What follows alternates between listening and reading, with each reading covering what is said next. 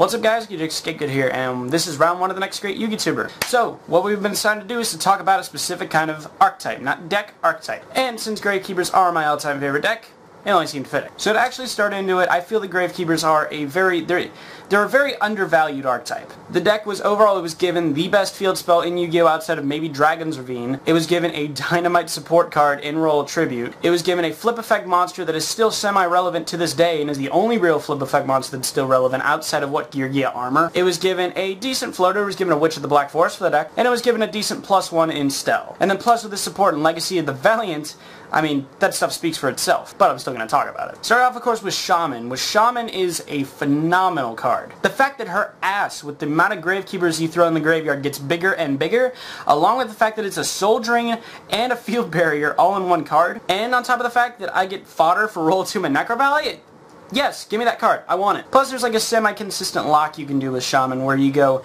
Spy, go Shaman, and then you summon a level 4 or whatever, and overlay into Key Beetle. Then you Key Beetle lock the Shaman. So now you have Necro Valley, which is protected. You have a Shaman whose ass gets bigger and bigger.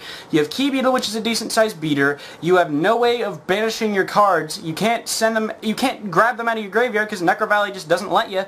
Plus, you have a Soul Drain on the board, which means that no floaters can activate their effects except mine, of course, since I'm playing the Gravekeeper deck. Plus I have fodder for Royal Tomb and Necro Valley? What the fuck? Then we're going to look at Royal Tomb and Pure Tomb, whatever. So now we have an Infernity Barrier for Gravekeepers. That's what I'm talking about. That's the kind of support I like to see. Another card that I actually think is really underrated is Heretic. This card has the same attack as Shura, plus you have traps usually to protect it.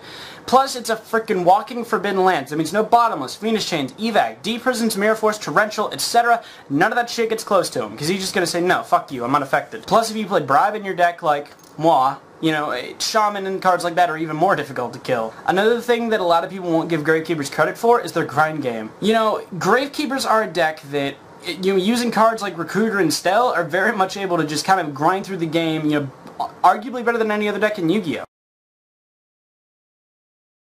This deck with cards like Recruiter and Stel is very easily able to grind, you know, with decks like War Gods and Fire Fists. Professor Rogue, yeah, whatever. Gravekeepers are a deck that not only has a very decent grind game, but it also has a really good recovery game. What this means is that if Gravekeepers lose their initial, you know, their initial offense, Key Beetle gets Bottomless, you get Torrential for 3 or something like that. This is a deck that's able to recover and is able to come back and is able to really get that advantage again. Where if you look at a deck like Wind-Ups, they go Magician, Shark, and they get all their monsters and you Torrential them, they're fucked. Whereas if you go Flip Spy, get Descendant, Summon Recruiter, and you Torrential, for one, you're going to get that search off Recruiter, and also you have cards like Stel, and you have doing something as simple as playing Stel to get your Gravekeepers back out of the graveyard, or just setting a Spy with Necro Valley on the board is pretty decent. And that can really get you the advantage back, because let's be real, a 2500 ass is very irritating to get over. And another big thing is that, oh, you know, your opponent gets a 2600 or attack or more monster out on the board.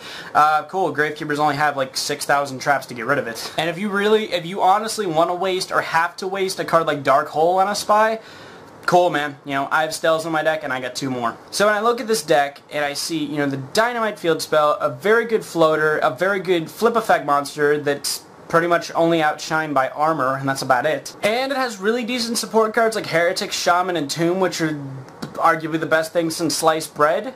Yeah, I think that GKs really do have everything they need to be a well-established tier deck. So that's it. Thank you guys for watching. Thumbs up the video if you enjoyed the video. And I'll catch you later, hopefully in round 2. Peace.